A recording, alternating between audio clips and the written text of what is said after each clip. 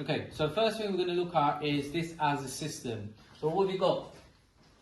Y is 2m and this is m. So if we look at it as a system, that means that this whole object is what?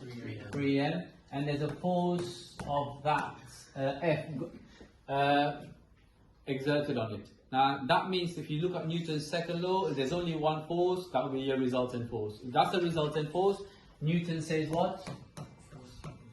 Resultant force goes to ma, and it has to accelerate in that direction.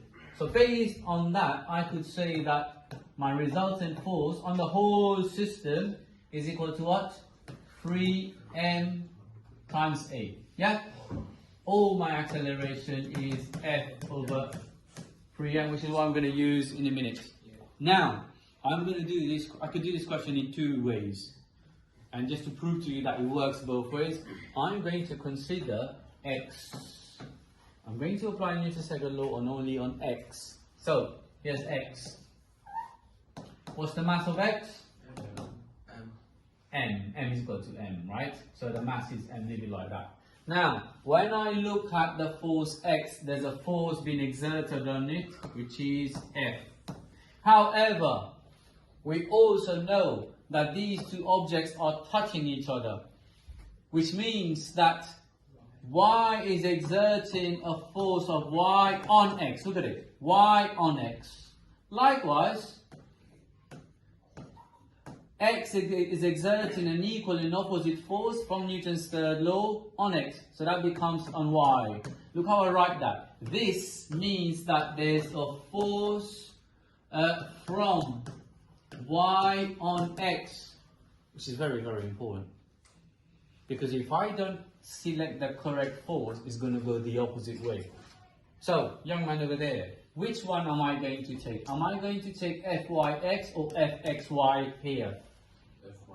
Fyx. And the reason for that? Because the question asks for x. Yes, we are focusing on the object x, so you take all the forces on x. Is that clear? Good. So, which way is that going? I'm going to look at Fyx, which is this way. Correct? Fyx. Which way is the accelerating, guys? That way, double arrows. Can I apply my Newton's second law? Yes.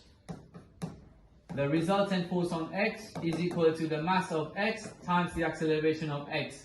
And if x is accelerating this way, then the force going that way will be positive. Which means what? F take away Fyx is equal to what? M times A. Isn't this A the same as F over 3m? Which makes it what? F over 3, yes? F minus Fyx is equal to that. And if I rearrange this, Fyx goes to the other side. Bring F over 3, which is on the right hand side, it becomes minus. F take away 1 1/3 is 2F over 3. Yes, the answer is that. But I don't want to stop here. I don't want to stop here. Look what I'm going to do now. I'm going to prove to you from Newton's third law that Fyx is equal and opposite to Fxy.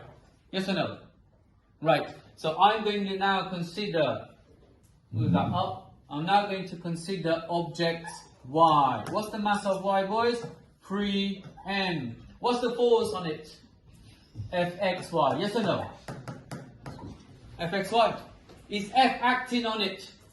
F is acting on x. So the mass is 2m. Oh, sorry, yes. The mass is 2m. These are the only forces. So what's the resultant force? Fxy. What's the mass? 2m. What's the acceleration? F over 3m. Boom. So we've proved it in two ways. We've looked at either object x, it gives us the answer. We look at object y, it gives us the same answer. And what a beautiful question, because it cements together Newton's second law and the third law. Alright?